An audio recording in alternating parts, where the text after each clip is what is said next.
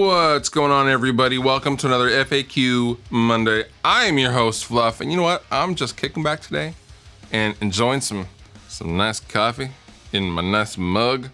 That's from the Washington State Fair. Boom.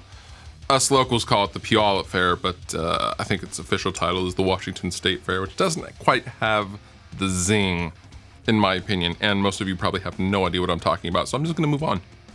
First question. Hey Fluff, I'm looking to replace the speaker in my Marshall and can't decide between the Celestion Creamback M65 or H75. Thoughts? Thanks. That really kind of depends on what you're going to be using them for.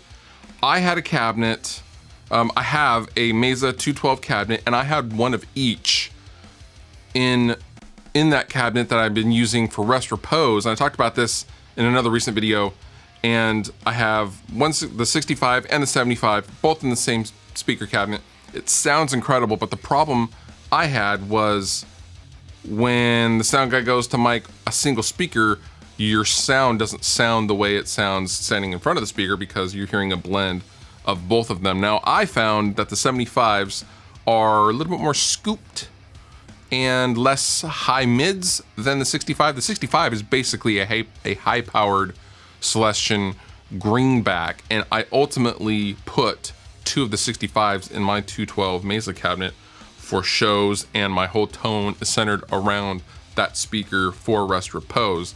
Now, I did make a video comparing the two, which you can check out right here, and you can hear a blend, and you can hear one of each and decide for yourself. It really would matter only in a live application, but you know, recording situation, you can get both to sound really great, and both do sound really great. So it just depends on what your needs are, man. Thoughts on the band MxPx? If you've never heard of MxPx, they were the little punk band that could from around these parts where I'm at. I currently live near Tacoma, Washington, and they were from Bremerton, Washington, and they were around in mid-late 90s, and they had a song called Move to Bremerton, and it was a pop-punky anthem when I was in high school. And they went and they toured a whole bunch, and they were hometown heroes, and they signed to a major label. They did a bunch of worldwide tours and put out a bunch of great records, and now they just kind of do what they want, and you'll see them randomly around shows in Seattle and stuff like that. And as I understand it, they are super cool guys. I highly respect the band. They really did just what they wanted, and they made some money doing it. You know what? More power to them for that. But if you've never checked out MxPx, link down below, and check them out if you like the fast punk rocks. Hey Fluff, when recording songs with programmed drums, would you program them first and then track guitars, or would you record a guitar track and then program drums after to get a tighter fit? Usually when I am tracking and in songwriting mode and I have riffs, I will put an example track down from one of the tune track libraries, and all I'm looking for in that scenario is where the snare is really. If it's half time, or if it's, you know, whatever speed I'm looking for that particular track, I will look for the snare hit. I don't care what the kick's doing, and I don't care what the cymbals are doing. I just want to hear that snare along with the click while I'm recording, and then I will go back and then program drums to the riff. However, it should be noted that it should not be used to compensate for sloppy playing.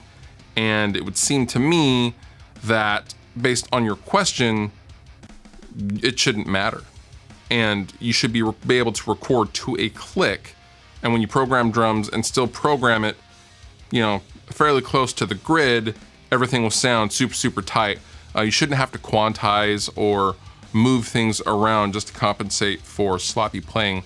Ideally, you would be super, super practiced, and you would just be a tight guitarist anyway. At least that should be the goal. You know, maybe you should practice more or get more comfortable in a studio situation, because that can also change your playing as well. But yeah, just be a tight player, and everything else will sound tight. My suggestion to you this week is to check out this awesome video of Joe Bonamassa kind of talking through the process of getting to his current live stage rig, which is basically 4 Tweed Fender amps from the 1950s. He got rid of his stacks of Marshalls and Dumbles. He sold them all off. He got rid of his pedal board. He has 2 pedals out in front and 4 combos out back behind him. and he talks about emotionally how you get there and how that came to be and how he found his tone, and just stripping all that stuff away was very freeing for him. And I thought, you know what, this is just a really interesting watch, and I thought I would pass it along to you guys. All applicable links down below in the description. You have been wonderful. I have been Fluff. Thank you so much for watching, and I'll see you next time.